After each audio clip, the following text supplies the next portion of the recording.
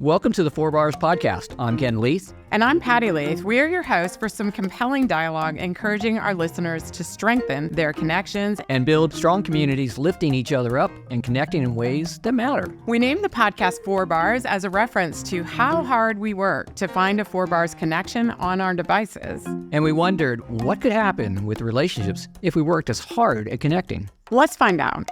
Welcome to Four Bars Podcast. I'm one of your hosts, Ken Leith. And I'm co-host Patty Leith. Welcome. It's great to have you here. So we are joined today by Jessica Hester, who is the CEO and principal architect at Verdant Studio, along with Dayton Castleman, who's director of creative placemaking and artist lead. Welcome to Four Bars. Thanks. Thank you. Welcome. It's great to have you here. Yeah, great to be here. Thank you. Well, we are excited to hear about what Verdant Studio has been doing in the area, in the region, and I think you also are setting some great standards for other communities to take a look at. So we're really excited. Jessica, I'll start with you. What was your inspiration to start Verdant, and can you tell us about it? Yeah, of course. So I started Verdant Studio 10 years ago in 5 days. So we are almost on our 10-year birthday. That's fantastic. Yes. That's awesome. Yeah, and I started it a girl on a laptop on my couch and dining room table before that was cool. And grew it over the years to become what it is today. And we've had a variety of amazing things happen and some really big challenges that have happened, but everything has just created this team that is so synergistic and really dedicated to creating places people love. That is our mission in this world, is creating places people love. And I do that with the help of Dayton and an incredible design team. Yeah, fantastic. Yeah. Fantastic. Can you describe the services that you provide? Yeah, of course. So unlike a typical architecture firm that just delivers blueprints at the end, we do that. We also, so we call that our kind of capital A architecture deliverables. But we also have Dayton on our team doing creative placemaking. And I'm actually going to let Dayton talk about the ins and outs of all the services he does, because it is, there's a wide breadth there. Okay. And can you tell us about what creative placemaking is? Yeah. Some of our viewers may not know. It's something that I only discovered the terminology of creative placemaking a few years ago, and it was in my effort to reconcile my background as an artist, but an artist that has been focused on artwork in public spaces for about 25 years, and where that intersects with the architecture, engineering, construction world. And so the term placemaking or creative placemaking is one that's used to describe, as I've come to understand it, the intersection of landscape,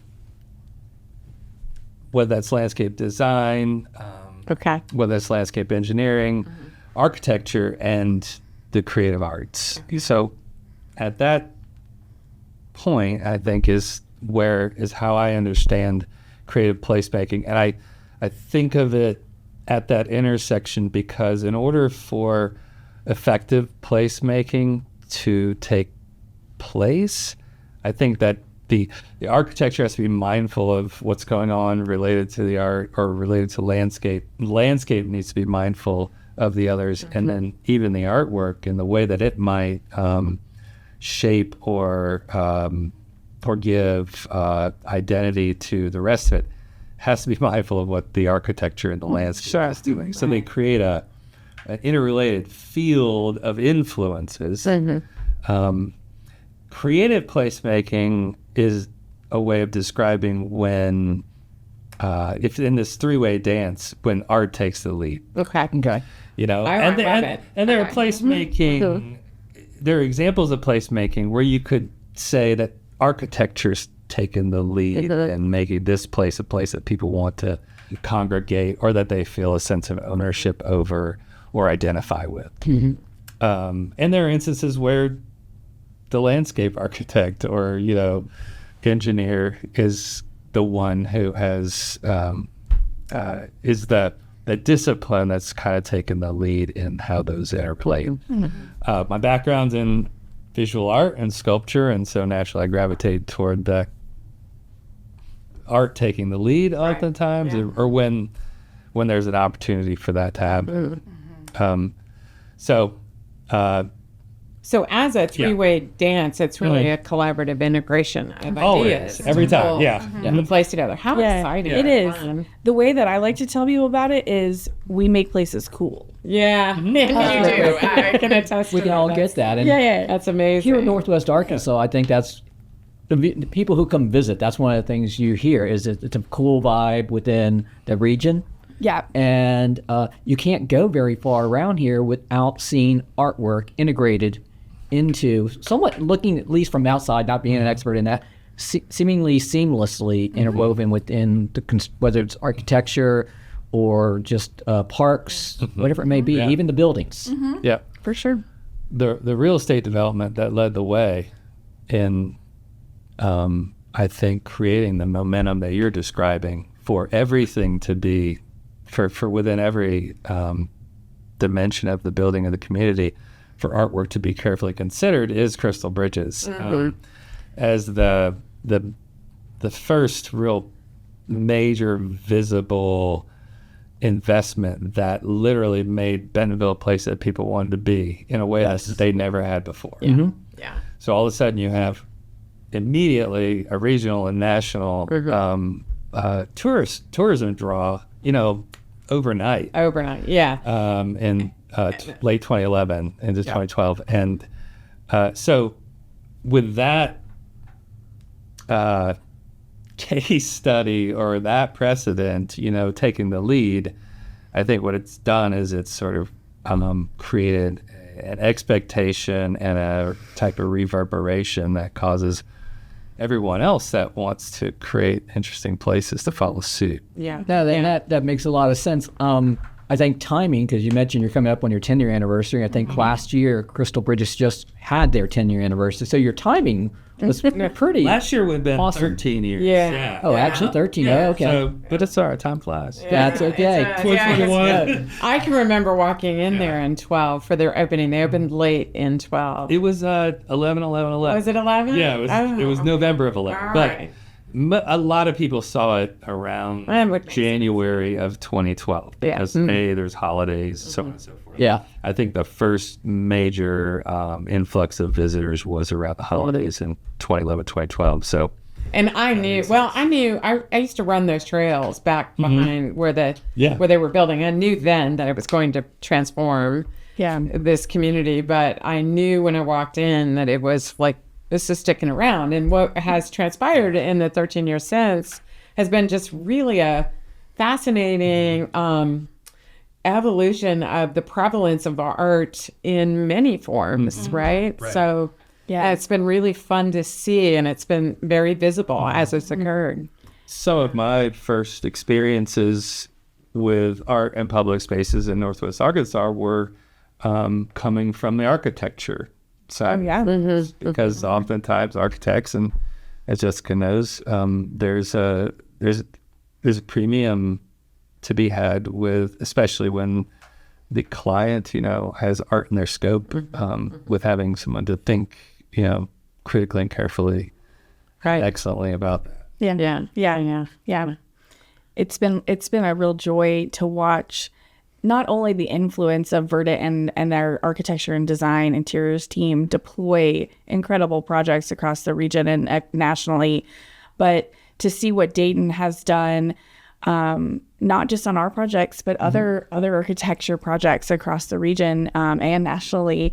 The legacy that's being left behind is it's a real privilege to be a part of that. And not just for Dayton's sake, but when you talk to people about the Vine, which is the metal awning around 8th Street Market, or the Arrow in downtown Bentonville, people know what those things are. They have memories and experiences around those pieces of art that Dayton has created and deployed. And so it's just really great to be a part of that story for them. Yeah. It's fascinating. Yeah. And as I think about it, and we had a conversation not long ago, and I thought about places where I've been where they kind of like went through a process of revitalization. Where, we talked a little bit about, the fact that there was art and artists who came in, and incredible culinary, young people bringing in culinary and music and shifting, kind of revitalizing.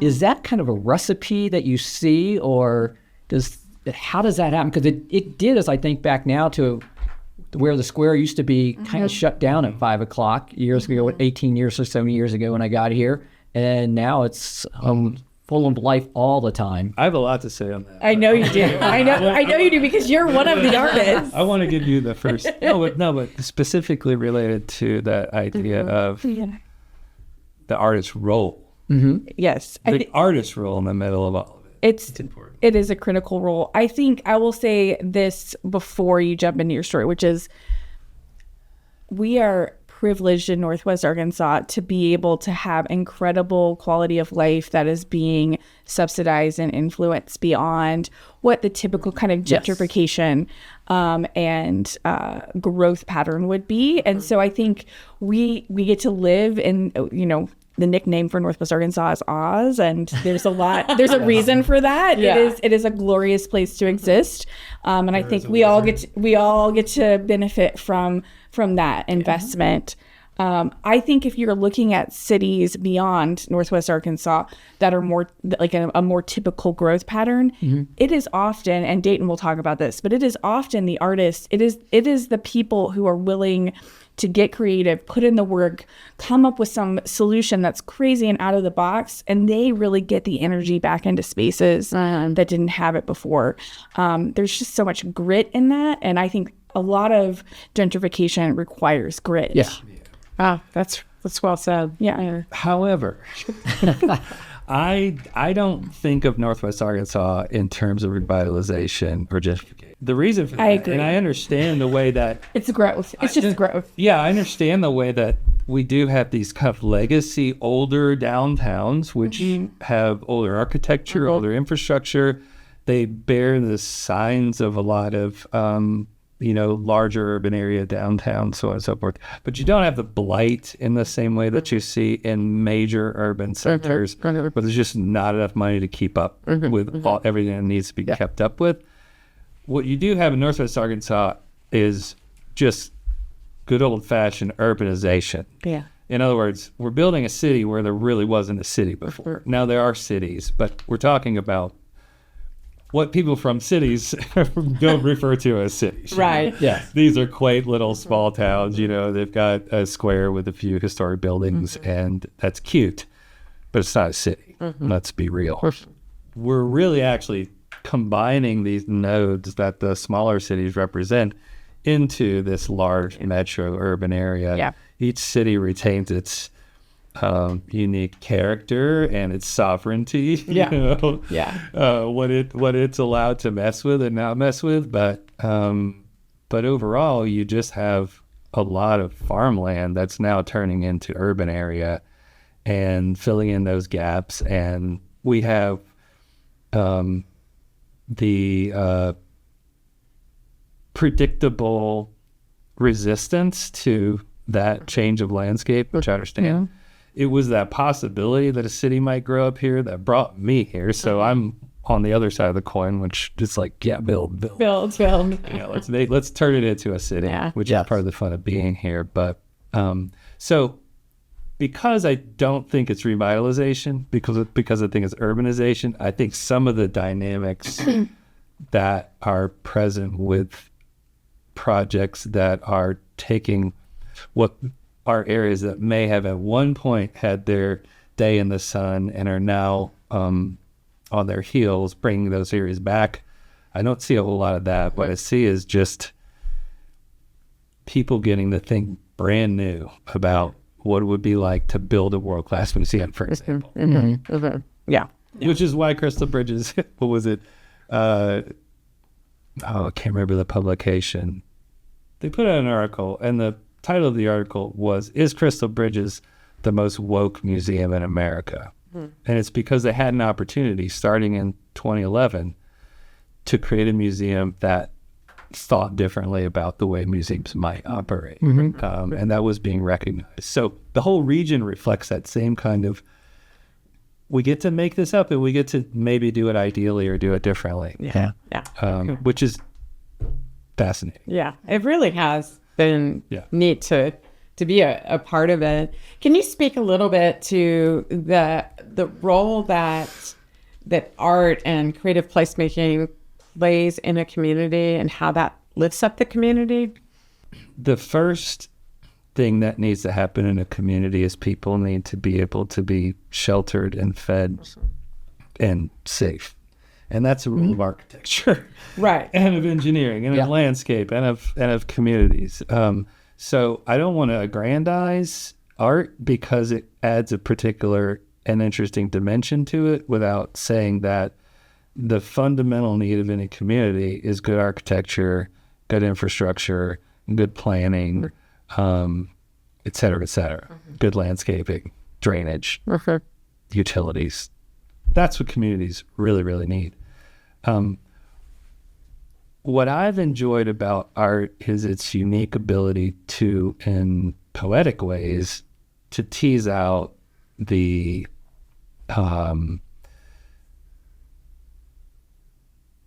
personality or the character of the history and its unique ways of communities. Yeah.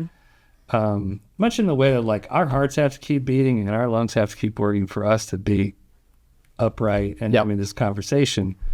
But the things that we would describe that make us up or that make us unique or important as individuals are not that I have a working heartbeat and a working brain and the lungs work. It's there's an intangible dimension to that.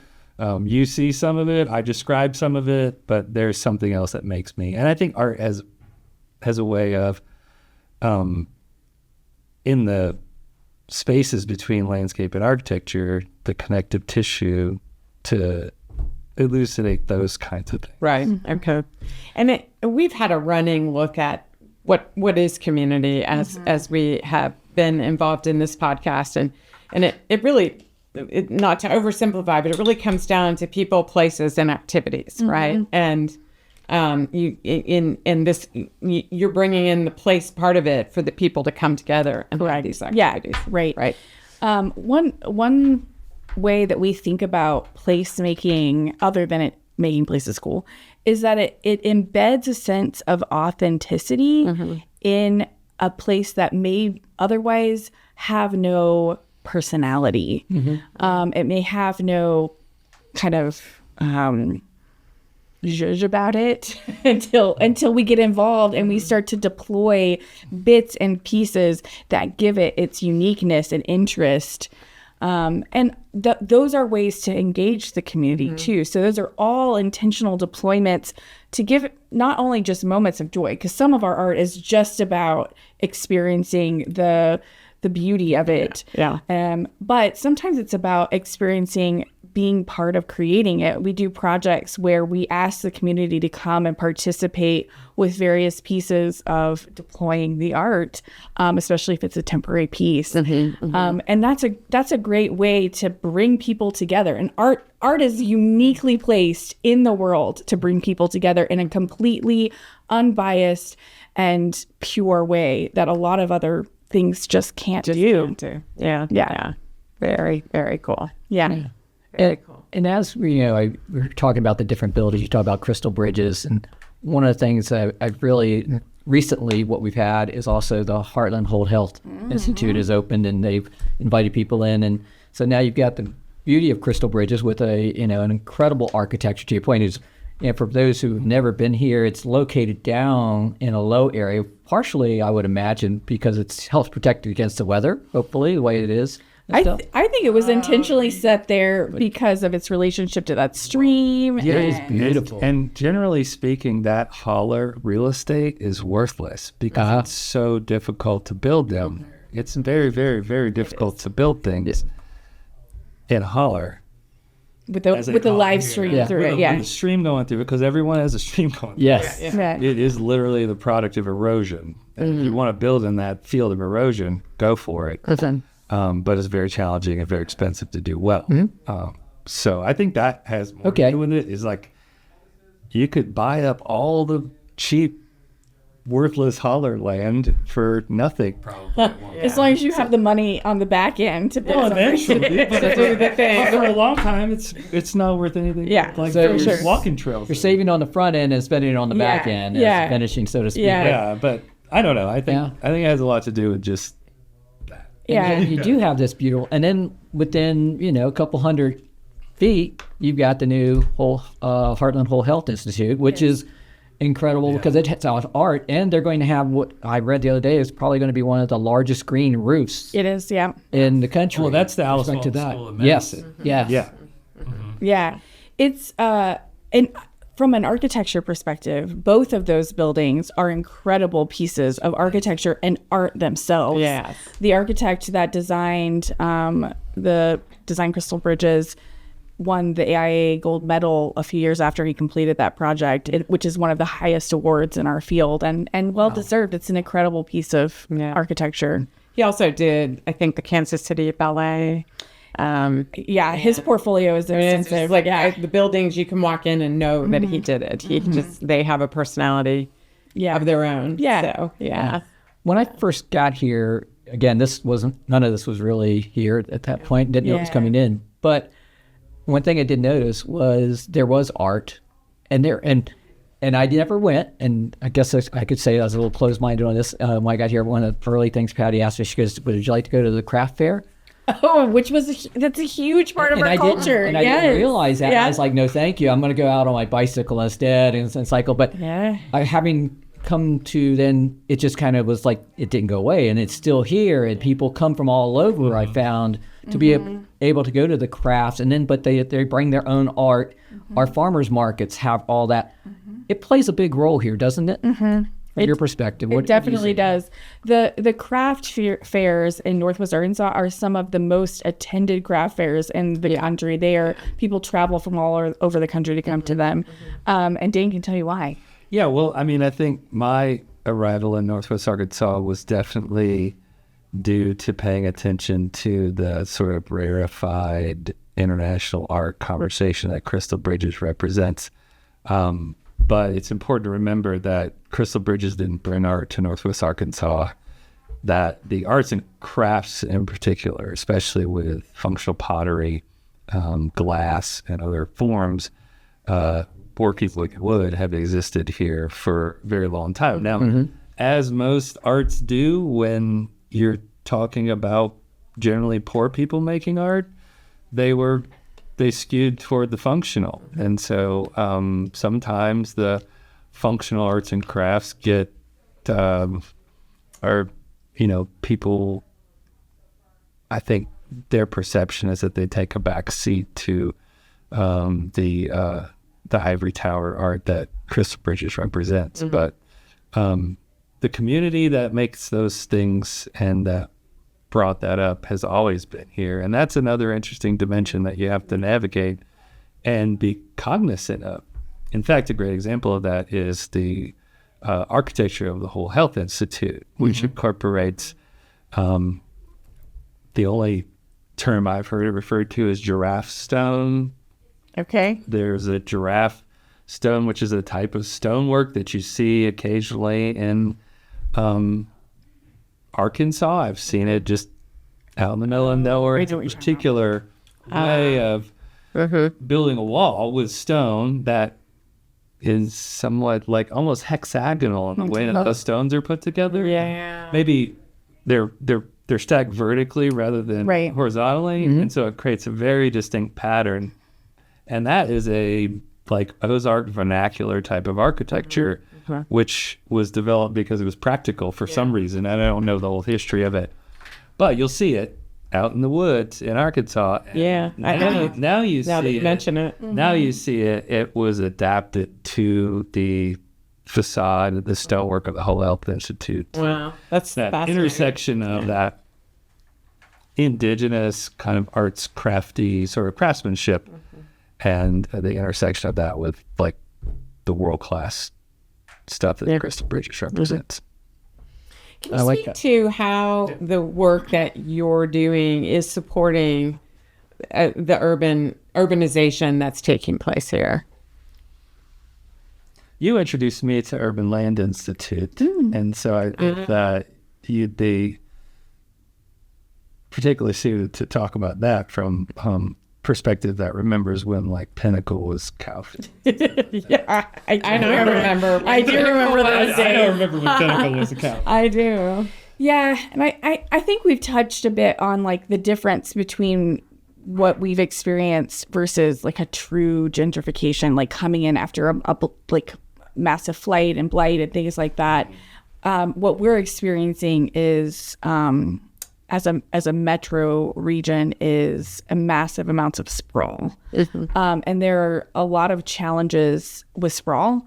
One of the biggest ones we are experiencing now and will continue to experience is the upkeep, maintenance, and expansion of utilities. And it's an enormous challenge for Northwest Arkansas. It's not the sexy part of what we do. And I think it's really important as we continue to think about placemaking, as we continue as a region to think about growth, to prioritize density, to prioritize infill, to prioritize spaces that bring communities together instead of create more distance apart from one another, and then just put more strain on our taxes and infrastructure. Yeah. When urbanizing, to be able to utilize the lessons that we've learned from the negative aspects of suburbanization and the just kind of continual movement outward from the city center and isolation ultimately from the city center. As a result, I hope that Northwest Arkansas, and I know there are a lot of people working and making concerted effort to ensure that this happens, is that we are planning right now to prevent that from happening. Correct. Well, and as an architecture firm, we prioritize infill projects. We prioritize projects that are going to put less burden on our systems and our city, and provide community space for the people that we serve and our clients. Doesn't mean we don't do some of the other stuff. We absolutely do, but whenever we can, we're gonna take an old building like our office, which was originally the milk plant for the city of Rogers, designed 125 years ago by Carnation, and we're gonna turn it into an office. We're gonna make it a usable space. We're gonna invite the community in to do things, and we're going to do that for any building anybody will let us get into. And there are plenty of opportunities in the region for sure. Totally. Like the momentary was the old craft place. Yeah. Right. As far as that, and having spent a lot. It's interesting you'd say there are plenty, though. I would say, like, compared to the older industrial and warehouse infrastructure, that'll, like, let's say, compare the potential rehabilitation sites in Chicago to North Arkansas. They're going to have a lot of that opportunity compared to us. Correct. And, once the Carnation plant's taken up and the Tyson plant and the Kraft plant, they actually start to get lower in number, which is an interesting conundrum. Yeah. I wish there were more old buildings. That were worth doing something. Yeah. It would be, I wish there were hundreds and hundreds of them. Adaptive reuse is one of our primary services. And so it'd be great if we had more of them, but it sure is fun to work on the ones we do have. Yes, I can imagine. And as you look at the growth of Northwest Arkansas, people outside of Northwest Arkansas look at that as one entity, but it's really comprised of several smaller, with their own city centers and their own kind of look and feel to their communities. For sure. And so integrating those is all part of the growth and expansion as well. Correct. And that does open up more opportunity, it would seem, for older buildings and things like that. Yeah, I think there is a finite amount of buildings that were built 100 years ago. Sure. Yeah. And as we as a community of architects and developers in Northwest Arkansas adapt those buildings to be functional spaces, there will be no more of them, and we will hit the end of that. Yes. And because we are such a fast growing area with amazing investment, we are getting fewer of those opportunities very, very quickly. And so that's just part of it. And that's not a bad thing or a good thing. It just is the result of incredible development. Yeah.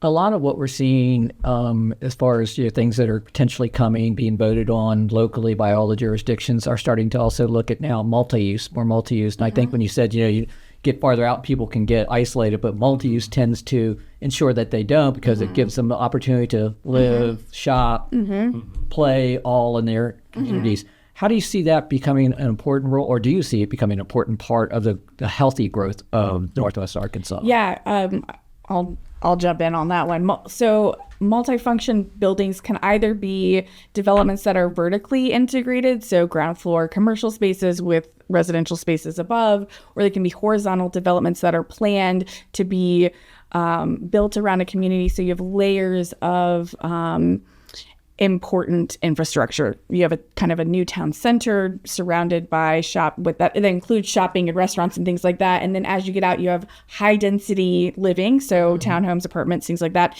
and then single family homes that kind of ring it. As we build new town centers, as we build on the kind of periphery of what we're doing right now, the more new town centers we can put, the better. As we build on the at the center of our current urban spaces, the more infill projects that are vertically integrated, mixed-use spaces, the better. So it's a critical thing for us to do. Otherwise, we're going to end up with massive amounts of housing on the periphery with no services available to people, where you have to get in a car and drive 15, 20 minutes to get a gallon of milk. Yeah. I was just on a technical assistance panel for the city of Centerton.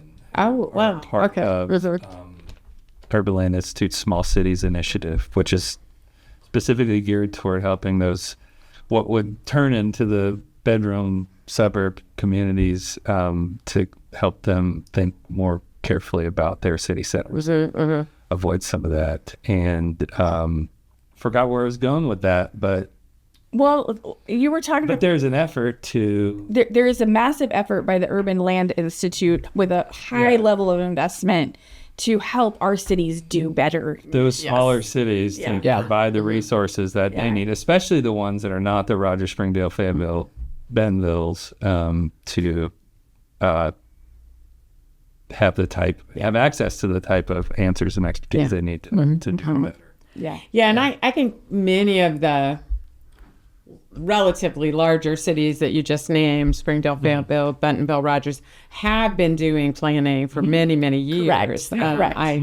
Our firm actually participated in the facilitation of Springdale 2020, which took place back in 2002-03, right? So there's been a vision for where we've ended up, that has been many years in the works. And some of these other communities that are smaller and springing up really haven't had that much to envision that growth until recently. I think so. I love that Urban Land Institute is doing that work. When was Northwest Arkansas Council started? Because I believe Northwest Arkansas Council was kind of formed to help with that. Initially, especially with the 4 main cities as a focus to help. Yes, and I'm not recalling when, but it was sometime in the last, I think it was before my 15 years, I think.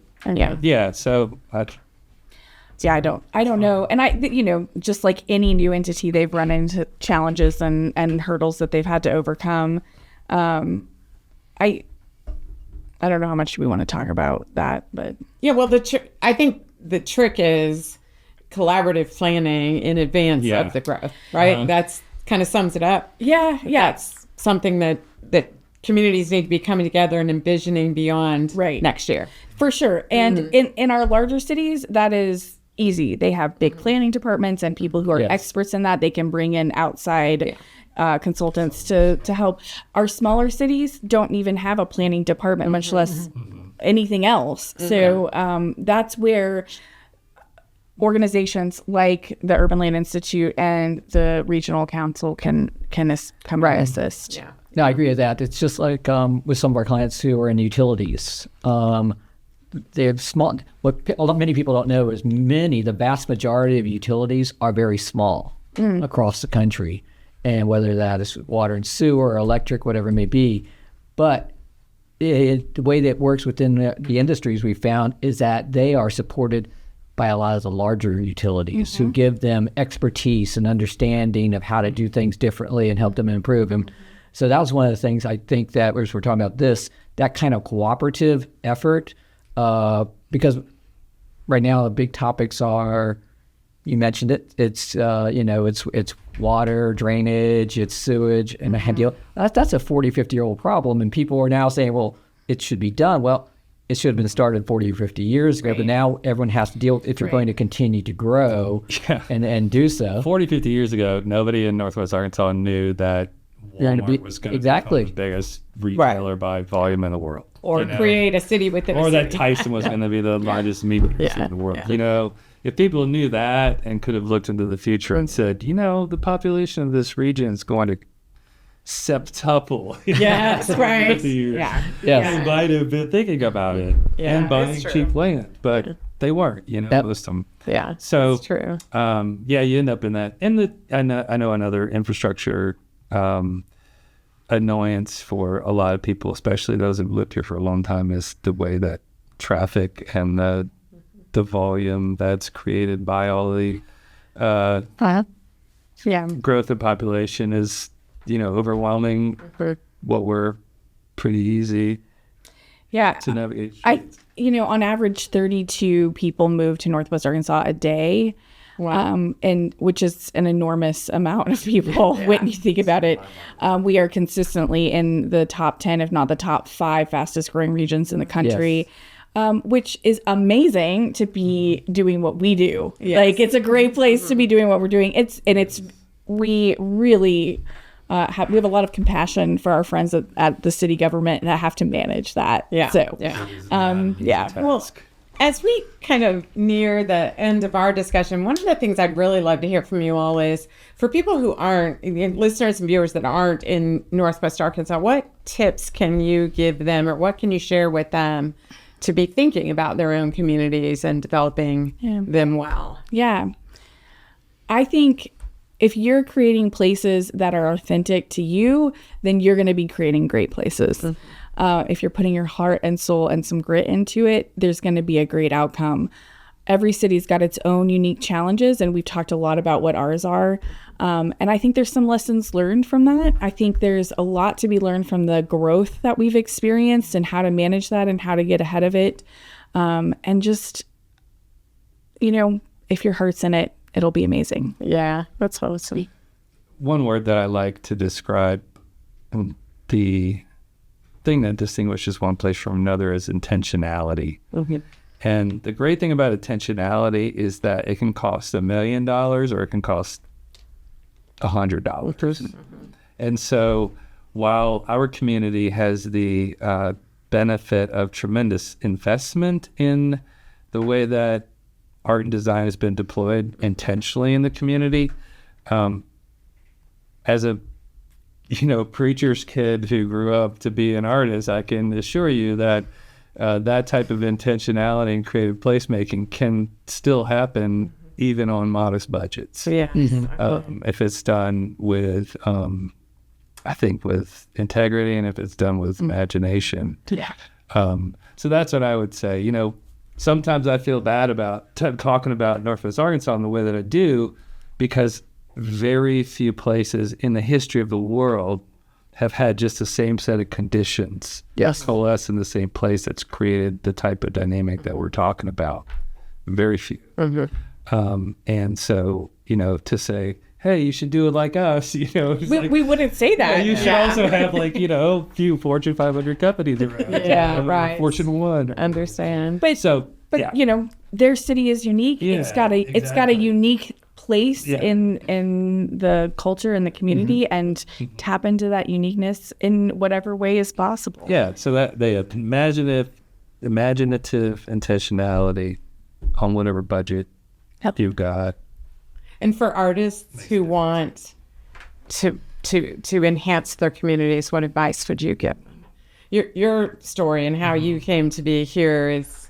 That's a difficult question. It may be content for an entire other podcast. Okay. Make that happen. There are a lot of things fair. going on. Yes. Because those artists also they have to have a job. Yeah, they have to make a living. And in a perfect world, be one thing.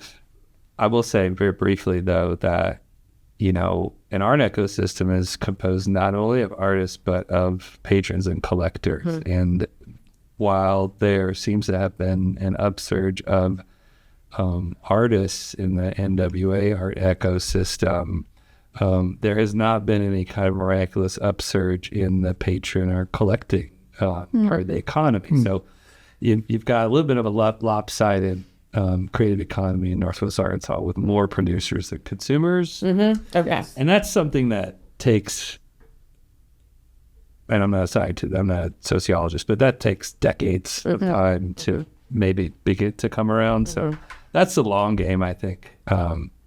Right now, it's tough. Like I said, that's a whole podcast. Yeah. Okay. All right. That's fair. Well, what do you want to leave us with, or our viewers and listeners, about Verdant and what you have going on in the future? More risk taking. So we began. I feel like Jessica is a risk taker. She took a risk on me, just bringing me on board when she did, and even just as the type of employee that I was, I don't do architectural drawings. Yeah. I'm useless in one respect. So that fit my personality pretty well, and we are going to continue to take risks, and we're going to continue to take our lumps, and we're going to continue to. I'm a big fan of failure and growth, Together. There's not a whole lot I like about SpaceX or Elon Musk, but I get the continually blowing up rockets because you learn something every time. When you blow up a rocket. This is true. Although he has a lot of money to do that. Right, I get it, right. So we'd like to really scale back our failure. Yeah, we try to That's fair. we try to mitigate their rockets. That's fair. That's fair. Yeah, it's quite as high risk as that. But yeah. Well, this is Keep it up. amazing and thought-provoking, and I think viewers and listeners are going to take back some of what they've thought about and really notice more and become more active in trying to be an influence portion of what creative space making is, creative placemaking. Ken, you want to wrap it up? Yeah. First, again, thank you for your time today. I think that later listeners will have a better understanding. I have a better understanding of how it all comes together. Yeah. And it's not just magical, and it's not always planned. Sometimes it is kind of just the right timing and things of that nature. But yes, we do want to say thank you. I want to thank you to our listeners. Yes, and viewers. Also, thank you to our listeners. Yes, and please subscribe, listeners and viewers, so that you can learn more. And if there are materials related to what we've talked about today that you want us to put in our website, we'd be happy to do that. Yes. And listeners and viewers, you can see that at 4barspodcast.com. Have a great day. Thank you. Thank you. The 4 Bars Podcast has been brought to you by Edges Inc., a growth advisory firm based in Bentonville, Arkansas. I founded the company in 2001. Edges promotes growth of people, companies, and ideas. Our team collaboration tool, called Interface Methods, is a basis for teams to work together more collaboratively, understand each other, and accept differences and address challenges together. We also started a nonprofit called Unform Your Bias. We teach kids and their adult influencers how to utilize storytelling as a means to reduce bias in the world. We hope you'll check us out, subscribe to our podcast, and look at our websites.